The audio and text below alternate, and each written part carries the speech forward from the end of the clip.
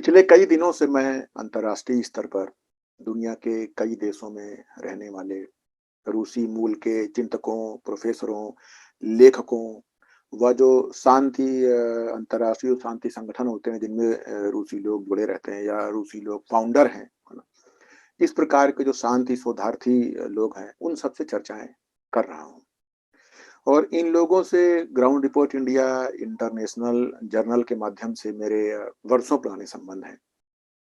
और इन्हीं संबंधों के आधार पर हम लोगों की जो संवाद होता है, जो हम लोग गतिविधि करते हैं, जो प्रयास करते हैं, उसी सबको मद्देनजर रखते हुए मुझे कुछ वर्ष पहले विश्व शांति राजदूत का तमगा भी दिया गया था। तो इसलिए मेरे रिश्ते हैं और चर्चाएँ चल रही हैं इस संदर्भ में। इससे पहले कि मैं अपने विचार रखूँ, जो मैं सोचता हूँ, कुछ बातें रखना चाहता हूँ जो इन अनिवासी या निवासी रूसी लोगों से संवाद करते हुए सामने आई। इन लोगों में से सिर्फ इन दिनों आजकल जो पिछले कुछ दिनों जो चर्चाएँ हुई, उनमें से जितने भी रूसी लोगों से चर्चा हुई, उनमें से केवल 2 ऐसे रूसी लोग हैं जो रूस में हैं, रूस में रहते हैं, रह रहे हैं अभी भी। रूस में प्रतिष्ठित हैं तथा अंतर्राष्ट्रीय स्तर पर उनका काफ़ी नाम है। उनसे संपर्क हुआ। अन्य जो रूसी लोग हैं, रूसी मूल के हैं, लेकिन रूस में स्थायी तौर पर नहीं रहते हैं। जबकि इनमें से कुछ लोग ऐसे भी हैं जो रूस के बाहर रहते हैं, यूरोप में रहते हैं या अमेरिका में रहते हैं, लेकिन उनकी संपत्तियाँ रूस में हैं। इन लोगों में से कई लोग की पुतिन साहब से कई बार की सीधी मुलाकात व बातचीत भी रही है, अलग-अलग समय काल पर। यूएसएसआर के समाप्त होने के बाद पुतिन ने केजीबी से इस्तीफा देकर कई बड़े पदों पर नौकरशाह के रूप में काम किया था। नौकरशाह का मतलब जो वे पद होते हैं नौकरशाही के जो राजनैतिक पद माने जाते हैं, जिनका मतलब जिन पर अपॉइंटमेंट किया जाता है सर्वोच्च सत्ताओं द्वारा, उस तरह के पदों पर काम किया। तो इन लोगों का कहना है कि रूस में नौकरशाह बहुत भ्रष्ट होते आए हैं। लेकिन पुतिन भ्रष्ट नहीं थे। यहाँ भ्रष्ट होने का मतलब ये है कि घूस लेकर काम नहीं करते थे। पुतिन घूस नहीं लेते थे, इसलिए भ्रष्ट की श्रेणी में नहीं रखे गए। इन सभी लोगों की प्रतिक्रिया यह रही कि उनको बहुत बड़ा धक्का लगा, बहुत अचंभा लगा कि पुतिन ये कर सकते हैं, ये कर रहे हैं, जो यूक्रेन वाली बात है। पुतिन की ये गतिविधि अविश्वसनीय रही। इनमें से किसी को भी बिल्कुल कतई भी विश्वास नहीं था कि पुतिन ऐसा कर सकते हैं। इन लोगों का कहना है कि पुतिन एक विनम्र, संवेदनशील, प्रगतिशील व्यक्ति के रूप में प्रस्तुत होते आए हैं। कल्पना ही नहीं थी कि पुतिन इतने अधिक सुरूढ़ हो सकते हैं। अब मैं शुरू करता हूं पुतिन के संदर्भ में मेरा अपना विश्लेषण। मैं क्या सोचता हूं? दरअसल पुतिन ने यूएसएसआर के समाप्त होने तक यूएसएसआर की खतरनाक जासूसी संस्था केजीबी के लिए काम किया। थोड़े बहुत समय तक काम नहीं किया, 15, 16, 17 वर्षों तक काम किया, लंबे समय तक काम किया। अब आप ये सोचिए कि 25 साल से भी कम उम्र में उन्होंने केजीबी ज्वाइन किया था जासूस के तौर पर, और काफी अच्छी ट्रेनिंग हुई थी इनकी। उसके पहले ट्रेनिंग भी हुई होगी तो 2-3 साल ट्रेनिंग का मान लें तो सोच सकते हैं कि 20-22 वर्ष की अवस्था से ही ये केजीबी के साथ में जुड़ गए। और उस समय की जो केजीबी की ट्रेनिंग थी वो मतलब ट्रेनिंग ही ऐसी होती थी कि हिंसा, युद्ध, झूठ बोलना, फरेब करना, षड्यंत्र बनाना, बर्बरता, मतलब इत्यादि जो है पुतिन साहब के जीवन जीने का सबसे अहम नजरिया बन गया ट्रेनिंग के कारण। भाई आप सोचिए ना, छोटी अवस्था से लंबे समय तक उसी तरह से उसी एजेंडे पे रहना, और इनकी जो पोस्टिंग होती थी वो रूस के अंदर नहीं रही, वो मतलब रूस के बाहरी देशों में रही। तो यही सब करते रहना। यूएसएसआर के समय के जासूस रहे हैं तो जाहिर है कि उनमें उनके मन में कूट कूट कर यूएसएसआर की को महान मानने की अंधभक्ति भरी गई। ये महानता है, ये है। इसलिए पुतिन के अंदर कहीं बहुत गहरे में यूएसएसआर की पुनर्स्थापना की महत्वाकांक्षा है, महत्वाकांक्षा से बेहद सनक है। भले ही यूएसएसआर का वैचारिक आधार कुछ भी न हो आज की तारीख में, फिर भी रूस की गुंडई के कारण कम से कम यूएसएसआर का पुराना जो भौगोलिक क्षेत्र था उतना तो हो ही जाए। अब ध्यान देते हैं कि पुतिन ने किया क्या, मतलब बिल्कुल ध्यान से देखते हैं कैसे धैर्य से आगे बढ़ते हैं। उप प्रधानमंत्री बनने से लेकर कार्यकारी प्रधानमंत्री बनने, राष्ट्रपति बनने, संविधान में कानूनों में बदलाव करते हुए हमेशा अपने हाथ में शक्ति केंद्र रखने का ही प्रयास इत्यादि इत्यादि ये करते रहे। पुतिन की दिशा व गति का विश्लेषण यदि किया जाए तो ये दिखता है कि पुतिन ने धैर्य के साथ धीरे धीरे अपने हाथ में शक्ति केंद्रित की, खुद को तानाशाह बनाया, लोगों का समर्थन मिले इसके लिए विकास के काम भी किए, साथ ही अनेकों ऐसे फरेब गढ़े जिनसे पुतिन को मनमानी करने का बहाना ही मिल सके और इनकी नीयत पर सवाल खड़ा न होने पाए। ये सब करने के पीछे का ध्येय यूएसएसआर वाला भौगोलिक क्षेत्रफल स्थापित करना ही रहा। चाहे जैसे हो, लोगों की इच्छा हो या ना हो, लोगों मतलब दूसरे देशों की जो गणतंत्र रहे। जैसे पहले की दुनिया थी जो दो ध्रुवीय थी, हमेशा युद्ध के मुहाने पर खड़ी रहती थी, अनेक देश डर के साये में जीते थे। रूस को दुनिया के सबसे बड़े गुंडों के रूप में जाना जाए। रूस बोले खड़े हो तो दुनिया खड़ी हो, रूस बोले दुनिया बैठे तो दुनिया बैठ जाए। केजीबी की ट्रेनिंग ऐसी होती थी कि वर्षों तक जासूस बिल्कुल सामान्य जीवन जीते रहते थे, लेकिन अपने मन में अपना मकसद जीवित रखते हुए धीरे धीरे बढ़ते रहते थे। दुनिया की सबसे बेहतरीन ट्रेनिंग देने वाली, दुनिया की सबसे बर्बर व खतरनाक जासूसों को पैदा करने वाली संस्थाओं में से एक थी, चुनिंदा संस्थाओं में से एक थी केजीबी। पुतिन का मन कभी यूएसएसआर को खंडित होते स्वीकार नहीं कर पाया। डीप डाउन लोकतंत्र पर पुतिन को कभी भरोसा रहा ही नहीं। इसीलिए पुतिन ने रूस में लोकतंत्र की संभावनाओं को न्यूनतम स्तर पर लाकर खड़ा कर दिया।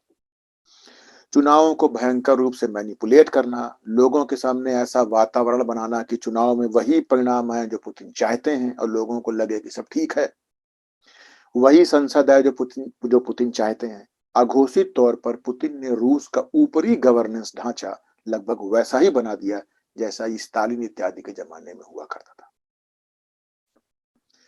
पुतिन ने शुरुआत की उन छोटे छोटे देशों से जो यूएसएसआर में थे, लेकिन रूस के यस मैन बनने को तैयार नहीं थे।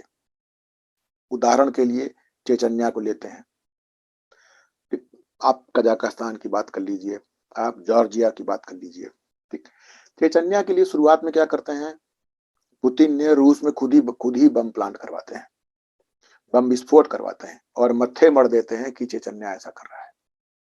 रूस के लोगों की सहमति मिल गई और चेचन्या की ऐसी तैसी कर दी। ऐसा ही जॉर्जिया के साथ भी किया। थोड़े बहुत तरीकों का अंतर हो सकता है। जॉर्जिया से कंफ्यूज ना होइए, जॉर्जिया संयुक्त राज्य अमेरिका के एक राज्य का भी नाम है, उससे कंफ्यूज ना होइए। तो यूएसएसआर का एक गणराज्य भी था जॉर्जिया, यूक्रेन जैसा रूस का एक पड़ोसी देश। ऐसा ही पुतिन ने कजाकिस्तान के लिए भी किया।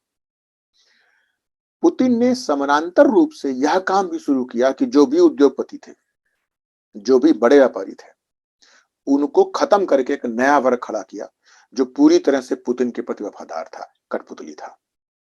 जो पहले के व्यापारी थे, जो सोवियत संघ के जमाने के थे, यूएसएसआर के जमाने के थे, उन्होंने तो संवाद करट रहा ही है, तो उन्होंने पूरा वो फैला रखा था काफी। तो लोगों को लगा कि बहुत महान काम हो रहा है, तो लोगों का भयंकर समर्थन मिला पुतिन को। लेकिन इनका मकसद दूसरा था। इन्होंने विश्वास पाने के लिए विकास के काम भी किए, लेकिन मुख्य मकसद यही रहा, अपनी वही सनक महत्वाकांक्षा की संसाधनों का इंतजाम करते रहे, उसी सनक के लिए योजनाबद्ध तरीके से अपने तरीके के एक नए यूएसएसआर की स्थापना के लक्ष्य की ओर लगातार बढ़ते चले। पहले चरण में पुतिन की योजना यह है कि वह हर जगह अपनी कठपुतली सरकार चाहते। फिर अगले चरण में रूस में विलय या यूएसएसआर जैसे संघ का निर्माण। कोई बड़ी बात नहीं है कि वो सभी इन देशों का, इन गणराज्यों का रूस में विलय चाहते हों, ताकि भविष्य में यूएसएसआर जैसे फिर से टूटने की संभावनाएं न बन पाए। रूस व यूक्रेन को छोड़कर यूएसएसआर के अधिकतर गणराज्य छोटे छोटे थे। पुतिन की तरह तानाशाही सरकारें होते आई हैं। एक तो देश तो ऐसे हैं इनमें से जिनमें यूएसएसआर खत्म होने के लगभग बाद के समय से अब तक एक ही बंदा राष्ट्रपति है, मतलब अलग अलग देशों में एक ही बंदे रहेंगे या दो, बस इस तरह की स्थिति है, वही बने हुए हैं। लेकिन यूक्रेन की स्थिति अलग है। यूक्रेन के समाज को लोकतंत्र का स्वाद मिल चुका है। वे तानाशाही या यूएसएसआर के तथाकथित तानाशाह साम्राज्य की ओर नहीं लौटना चाहते हैं। यूक्रेन की जनसंख्या ही बहुत अधिक है, 4 करोड़ से भी अधिक है। बाकी जो और देश हैं जो यूएसएसआर में थे, उनमें शायद ही किसी में 50 लाख से अधिक हो। क्षेत्रफल के मामले की यदि बात करें तो बड़ा देश है। यदि रूस को न काउंट करें, रूस को हटा दें, तो यूक्रेन क्षेत्रफल के मामले में यूरोप का सबसे बड़ा देश है। दुनिया के अनेक देशों से सांस्कृतिक आर्थिक रिश्ते कायम किए हैं, रूस का अनुयायी या कठपुतली नहीं बनते हुए। यूक्रेन को रूस से कोई खुन्नस नहीं रही। बराबरी के स्तर पर एक स्वतंत्र देश के रूप में अच्छे रिश्ते रखना चाहता रहा। यूरोप व अमेरिका के साथ यूक्रेन के अच्छे रिश्ते रहे। यही अनेक तत्व ऐसे रहे कि यूक्रेन पुतिन की सनक पूरी होने में सबसे बड़ी बाधा रहा। पुतिन एक अच्छे राजनयिक नहीं है, लेकिन जासूसी की ट्रेनिंग के कारण उनको एन केन प्रकारण षड्यंत्र करते हुए परिस्थितियों का निर्माण करना आता है। परिस्थितियों के निर्माण से अधिक बेहतर शब्द ये कि उनको बहाने बनाना आता है। जो करना चाहते हैं हमने ऐसा इसलिए किया, हम मजबूर हैं ऐसा करने के लिए, ऐसे बहाने बनाना आता है। पुतिन जानते थे कि यूक्रेन के मामले में बड़ा बवाल होगा, इसलिए उन्होंने लंबे समय से चीन के साथ साठगांठ रखी, चीन को सामरिक तकनीकी सहयोग दिए, जिससे चीन भी एक ताकत के रूप में उभर कर आए। चीन ने अभी सुनने में आता है, अभी जो हाल में ही जो मिसाइलों के शोध का परीक्षण का जो ढोंग किया, उसका जो शोध का जो नौटंकी है ना, ये सब तकनीकी सहयोग रूस से लंबे समय से मिल रहा है।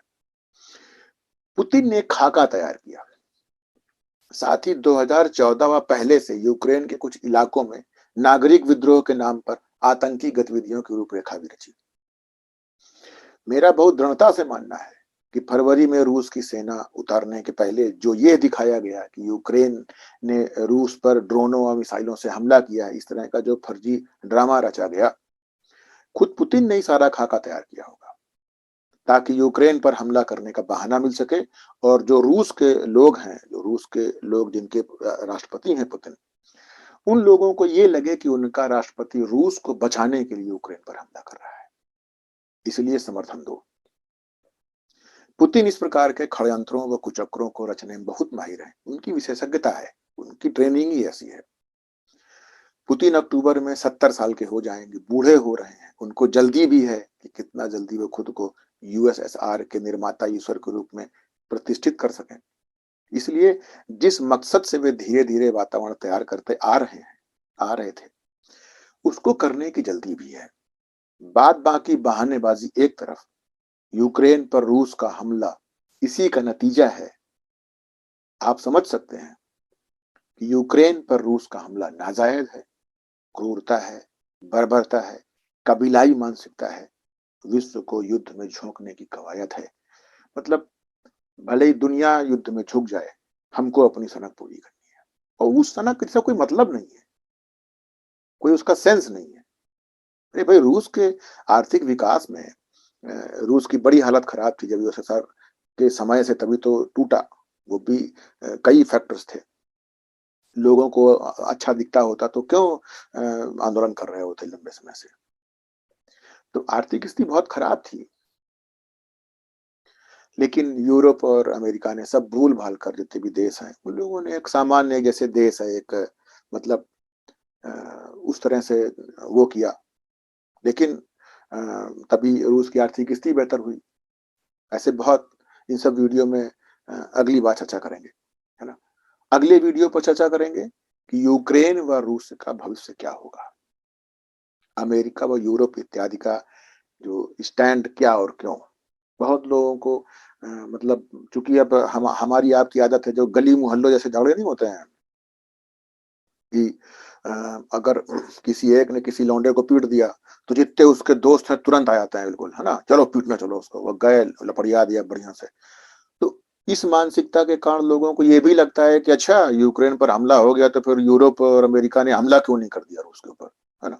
तो ये जो छिछोरापन है, ये जो मतलब नासमझी है, कुछ लोगों का छिछोरापन होगा, कुछ लोगों की नासमझी होगी, कुछ लोगों के पास जानकारी नहीं है, कुछ लोगों के पास दृष्टि नहीं है, कुछ लोग समझते नहीं है, अलग अलग होगा। तो जिसके ऊपर जो फिट बैठ रहा है वो अपने अपने ऊपर लगा सकता है, उन शब्दों का इस्तेमाल कर ले, है ना। चलिए, यदि आपको लगे कि ऐसी चर्चाएं होती रहनी चाहिए तो चैनल सब्सक्राइब कीजिए, दूसरों से भी करवाइए, नोटिफिकेशन के लिए घंटी वाला बटन पर झटका भी लगाइए। अपनी सहमति असहमति के लिए वीडियो पर कमेंट भी कीजिए। वीडियो पर कमेंट करने पर मॉडरेशन नहीं है, क्योंकि आपकी असहमति का भी पूरा आदर है। धन्यवाद।